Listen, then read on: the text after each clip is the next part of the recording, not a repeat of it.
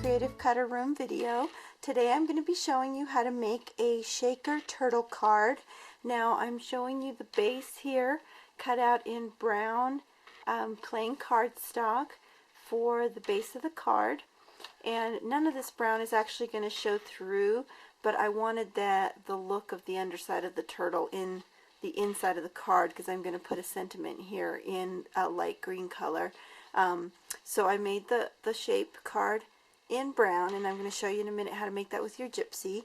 And then along with the card piece that I welded with the Gypsy, I also cut out a couple multiples.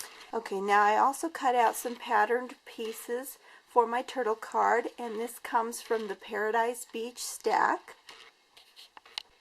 If you haven't had a chance to look at the Echo Park Paradise Beach stack yet, you'll want to check it out. It is just beautiful. The papers are gorgeous and they all blend together wonderfully to create any kind of a summer vacation beach type layout or card.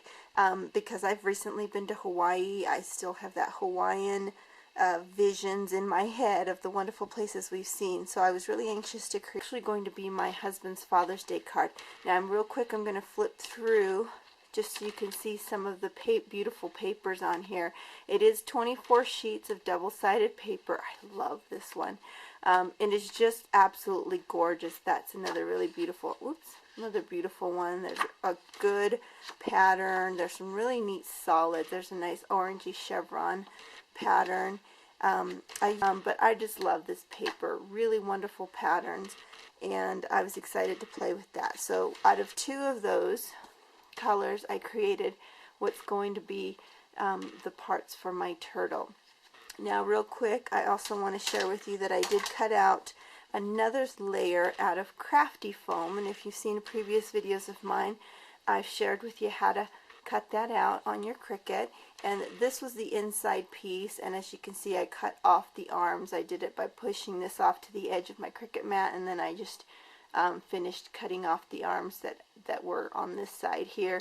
I just took an X-Acto knife to take the inside piece out, because what I'm going to do with this piece is run it through my Xyron, and that's going to be the foam lift that I need for this brown piece, which again was another one of the layers I created for my shaker card. So rather than put foam tape on the back of this, I just cut it out with crafty foam. That's just enough of a lip for me to put in what I want into the shaker card. So that's what I did to seal that. And I also cut another piece out. Again, it's just the same turtle shape, and I know this one's going to be hard to see. I'll try and, whoops, that's not going to make it any easier, but this is the acetate piece, which is just some clear plastic or transparency material that I also cut out on my Cricut. I did do it at 2 multi-cut, and for a lot of people it looks like and feels like on the back that you did not cut through. If you run your fingernail across that, you can't feel the indentation of the cut, but you can on the front side. And just like my crafty foam, it requires a release point, which means a cut up to the line. That's kind of a perpendicular line, so that you can snap it, and then you can see just how easily that peels off with the snap.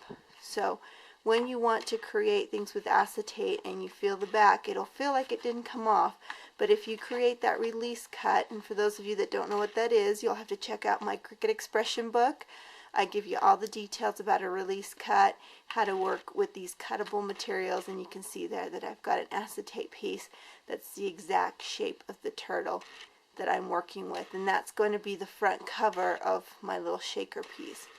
So now let me show you what I did with the Gypsy to create the welded. Okay, so what I did is I took one turtle, and because I'm making this so that it will fit in a 6x6 envelope, I've made my turtle 5.5 inches, and you can see here that I did 5.5 by 5 1/4. And I created a copied portion over here on this side. Now you can see that there's a couple of faint lines right there, and that's where I did the hide select contour feature.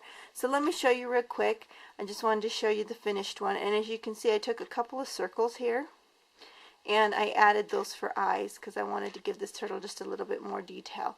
So let me just show you how I can start that card from scratch. I wanted you to see the finished image because this is what we're going to go for. My other layers, so I'm going to poke the little eyeballs here, and as you can see on my other 3 layers, 1, 2, and 3, I've got the eyeballs closed so they're not showing up here on my virtual mat.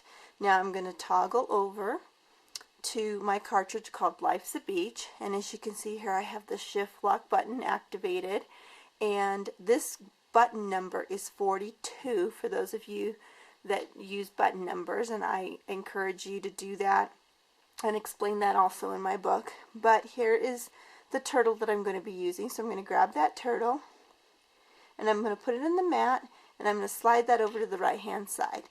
Now I'm going to take my height and I'm going to change that to 5.5. And as you can see, that size on the width, whoops, let me get that in frame, on the width automatically goes to 5.25. Okay, so I'm going to place that on the right. Now because this one is already sized, the size that I need, I'm just simply going to go to my advanced page and copy it. And as you can see, it moves it just to the side, so I'm just going to use my nudge buttons here at the bottom to move it over to the side, and I'm going to place it next to. Now for lining up your card, you can see that I just visually kind of moved it to where I thought it looked side by side, but what you really want to do to have an exact match is highlight your first turtle, go to your basic page, and then take careful note of the X and the Y coordinates. In the case of this one, it's 6.36 and 606. Once you've written those down or memorized them, I like to write them down, I am going to tap on the second one, and then you'll see the coordinates are just a little bit different. This one is 1.68 and this one is 5.74. There will always be one coordinate, in this case it's the Y coordinate, that's pretty close to the number that you had on the first image. So I'm going to make that match exactly, and I believe it was 6.06. Okay, so once you do that and make that one coordinate, and it will either be the X or the Y, it won't be both of them obviously, because if you had them both matching they would be on top of each other, but you will find that there's one coordinate where the numbers are close to each other. So like 5.7 is close to 6.06. 1.6 however is nowhere near the 6.18 or whatever it was that the X coordinate was on the other turtle. So once you've lined those up, you now know that they're on the exact same axis, and all you need to do is nudge them either left or right so that they have the proper spacing to be able to weld together and match up correctly once you fold that card. Now because I took an exact copy and slid it over, the next step that I need to do is go to my advanced page and hit the mirror image flip button, and it's the one in the middle of these 6 grouped buttons right here. Okay, so this is your weld button, this is your mirror image flip, and this is your upside down flip. So I'm going to do the mirror image.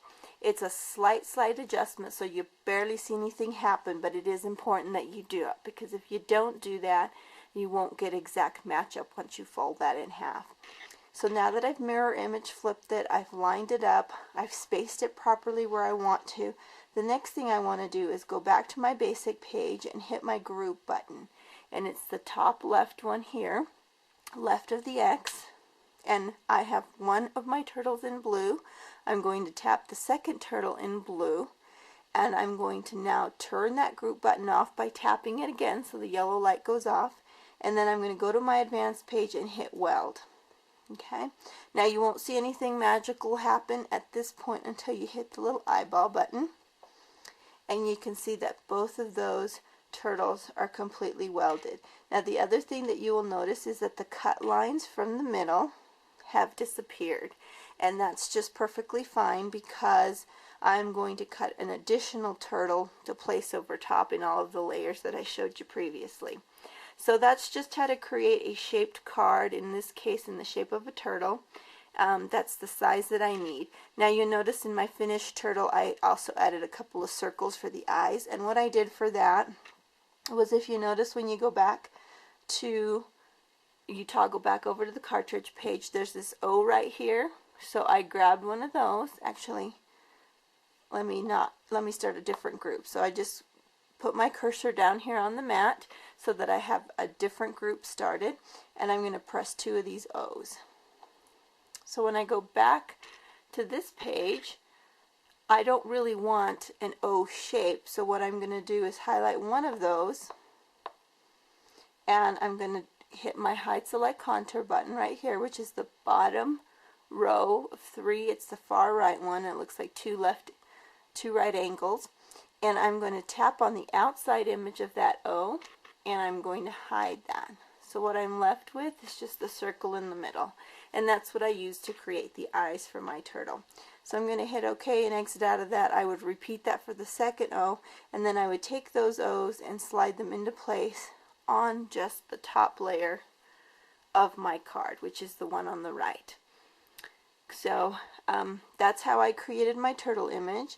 Now I'm going to go back to my layer 1 and show you the finished card here.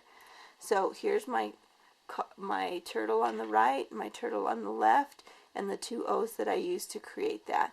So now I just scored and folded my card in half, and now you can see why you wanted to mirror image flip that. If I had not done that, then this wouldn't be an exact match once you closed in.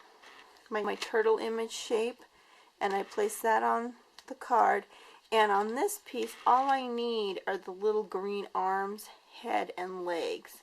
So I did that on this finished piece here, and you can see that I've got the scale portion is what I want to show up for the shell of my turtle, and you'll see that my white eyeballs are going to glue right over top of there. Now even though they appear as perfect circles, they do have little teeny notches that kind of give them a little angle there that I actually really like. So you want to make sure those match up before you glue that down. Then I also cut a layer of that turtle in brown with all of the detail marks, and I cleaned those out, and there's my foam layer, which I'm going to attach to the brown.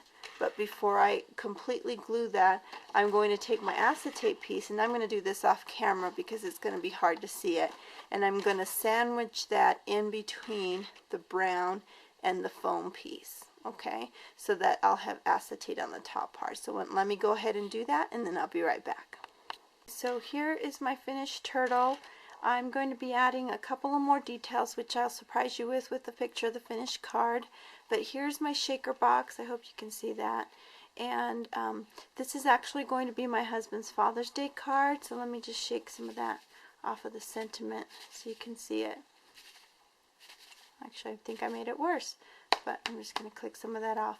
I did with my computer and some word art the wishing you, and I printed that off on white cardstock along with a long happy life, and I inserted that in the shadow. I put the sentiment inside of the shaker box along with one of these little teeny miniature fish. Sorry, my mind went blank there for a minute. Starfish, and also some sand that I picked up in Kauai, in the beach in Kauai, where my husband tried some surfing. It would be nice to give him also that symbol of a long life, and I've included the word happy in there. Of course, if you're going to have a long life, you want it to be a happy one.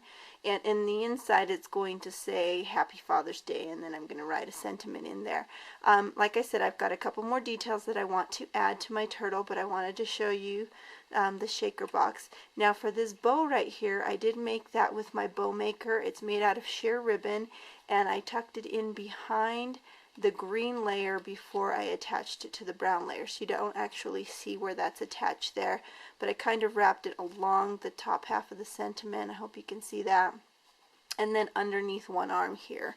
So real quick, just as another refresher on the bow maker, the sheer ribbon won't show up great on camera, but I'm going to just show you. I have here a length of ribbon.